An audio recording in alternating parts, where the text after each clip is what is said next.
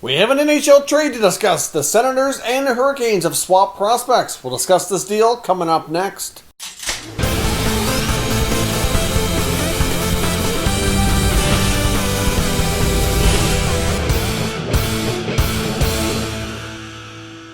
So welcome back to another video here at Top Shelf Hockey. Now, as I mentioned, we have an NHL trade to discuss here today. It's not a very big one. It's a fairly minor deal, but still a couple of players who might be able to get themselves some NHL experience. Obviously, both probably looking for a change of scenery here. Both recently cleared waivers here as well. So the Ottawa Senators trade young defenseman Maxime Lajoie to the Carolina Hurricanes in exchange for center iceman prospect Clark Bishop. So of course, they're both in kind of unique situations here. Clark Bishop was a 2014 fifth-round selection. He's played parts of 4 different years in the American Hockey League, has a limited amount of NHL experience. I believe it's about 25 games, put up about 4 points. So really, at this point in his career, it's difficult to really have any kind of certainty that he would become any kind of a regular NHL player. If he does, it would be in a depth role in a bottom 6 for sure. In the case of Lajoie, though, I think there's probably more optimism that he could still rebound because he was a 2016 fifth-round pick. So he's a couple of years younger than Bishop. He, after turning pro and completing his junior career,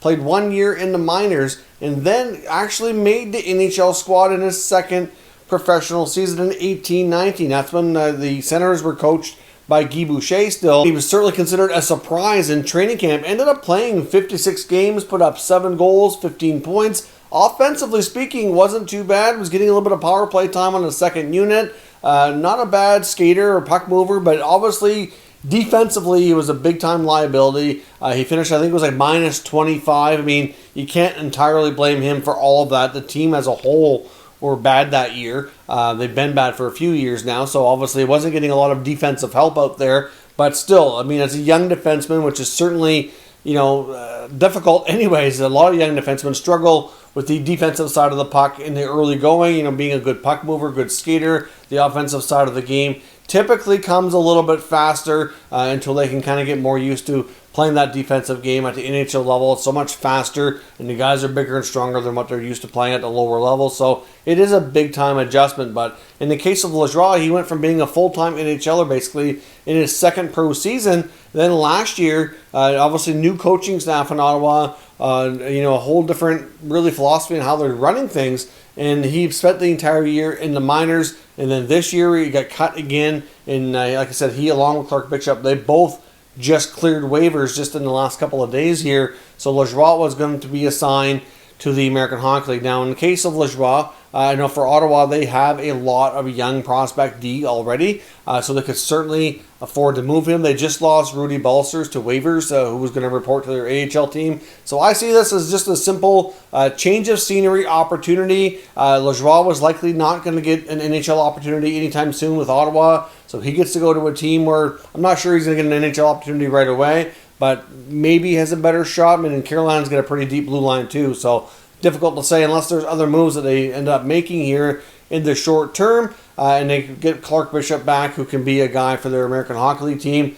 And, maybe not the exact same kind of player that Balcers was, but still an extra body down there who can take a spot since they just lost a guy of that nature. So really, like I said, just a case of prospects getting a change of scenery to see if they can get their careers back on track and if they can get more of an NHL opportunity. So I think that there is potential though for Lajoie if he can clean up his play in his own end, and he's a little younger. I think there's still hope that he could carve out, maybe not a phenomenal NHL career, but I could see a situation where he could probably become a 6'7" defenseman, and be a little bit more of a regular. Bishop is difficult to say, but we'll see what happens here. So let me know your thoughts on this trade. I know it's pretty minor. When it comes to the Senators, also a quick note as well. I know I've seen remarks from Eugene Melnyk on social media earlier indicating he has a plan in place that he's putting forth and requesting to be able to host fans in their arena for games. Up to 6,000 fans is what he's hoping for. But at the same time, we just seen earlier today that they've announced Ontario is basically going into a full restriction lockdown like we're seeing in Quebec